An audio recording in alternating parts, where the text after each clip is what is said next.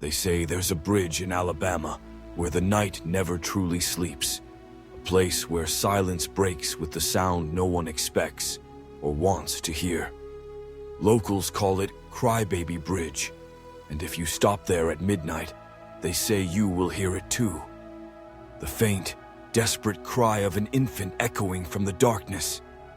Some dismiss it as myth, others swear they've heard it with their own ears, but everyone agrees.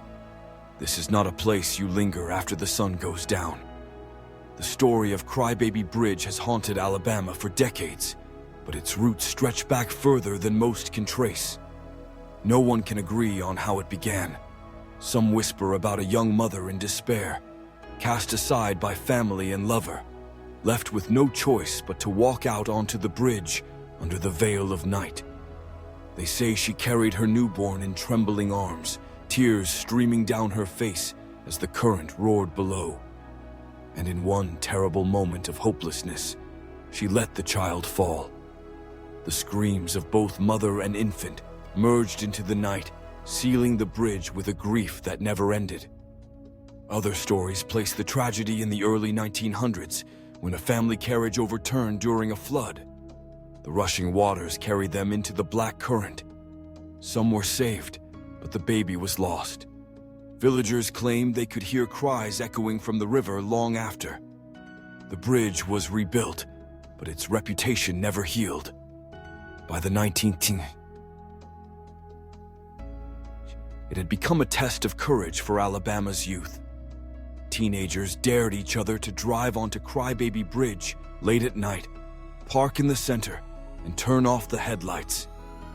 They rolled down the windows and waited, hearts pounding. Many came away laughing, insisting they heard nothing. But others left in silence, too shaken to speak.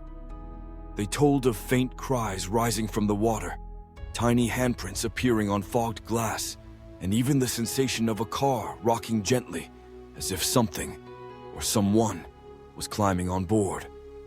One group claimed the cries followed them all the way home, a faint wail carried on the wind.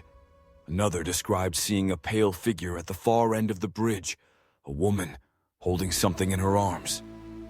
As they approached, she vanished, leaving only the rustle of leaves and the echo of water where no water flowed. Cliffhanger. But the most chilling stories are not of what people heard on the bridge, but what they brought back with them afterward. Eyewitness accounts of Crybaby Bridge are surprisingly consistent across the decades. A man in the 1980s said he stopped his truck one night, curious but skeptical. For 10 minutes, there was nothing. Then came the cry, thin at first, almost like a cat in distress. But it grew louder, sharper, undeniably the cry of a human infant. His blood ran cold. When he stepped out with a flashlight, the sound stopped instantly. Yet from beneath the bridge, he swore he heard splashing, though the Eerie River was bone dry. He scrambled back into his truck and drove away, never returning. A woman recalled visiting the bridge as a teenager with friends.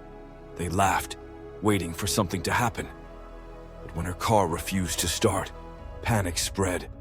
As they sat in silence, a baby's wail filled the night air. It was followed by soft scratching along the roof, as though tiny fingernails scraped against the metal. When the car finally roared to life, they sped away. The next morning, they found streaks of mud smeared across the roof, shaped like small handprints. Paranormal investigators have tested the site, setting up recorders and cameras. Some sessions captured strange audio, crying, whispers, even what sounded like a woman sobbing. Others experienced drained batteries, cameras shutting down without explanation. The bridge, it seems, resists being documented, as though it prefers to keep its secrets. Skeptics argue for natural explanations.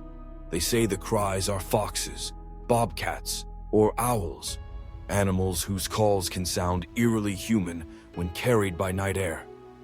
They claim teenagers are influenced by fear and expectation, hearing what they want to hear.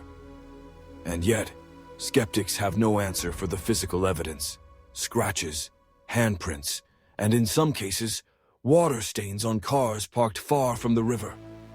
There are also reports of apparitions. A driver once described nearly hitting a woman in a white dress who appeared suddenly in the headlights. She seemed to cradle something close to her chest. He swerved, but when he looked back, the road was empty. Mini cliffhanger. But even more disturbing are the claims that whatever lingers at Crybaby Bridge does not stay there. It follows.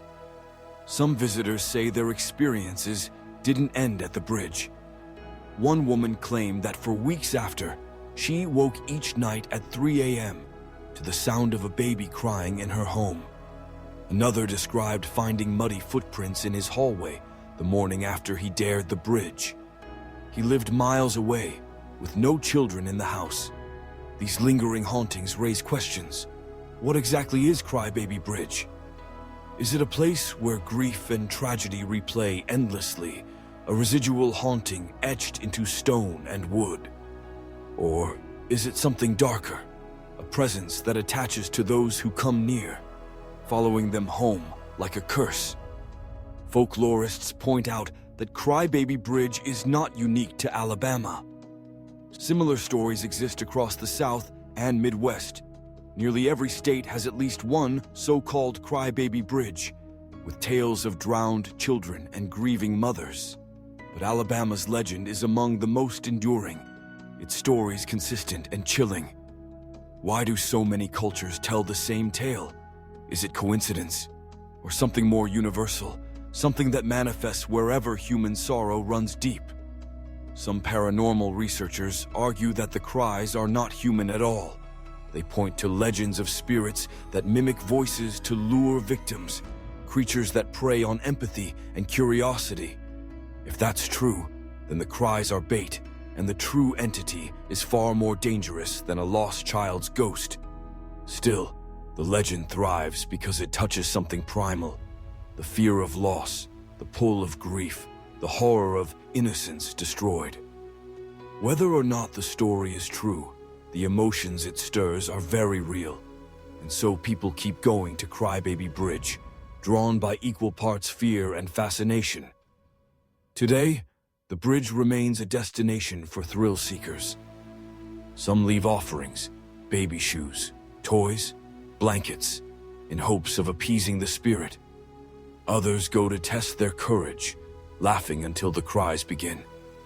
And almost all leave with the uneasy feeling that the bridge does not forget. So what is the truth behind Alabama's Crybaby Bridge? Is it the echo of a tragedy that will never fade? Or is it something darker, wearing the sound of an infant's cry like a mask? Perhaps we will never know. But one thing is certain: if you find yourself on that lonely road at midnight and hear the sound of a baby crying from the darkness, do not follow it. Do not linger, because some cries are not meant to be answered. This was the terrifying legend of Alabama's Crybaby Bridge. Do you believe the cries are real, or just folklore? Let us know in the comments. And if you enjoyed this nightmare, subscribe to Silent Screams 50 as we uncover more haunted legends and chilling rules across America.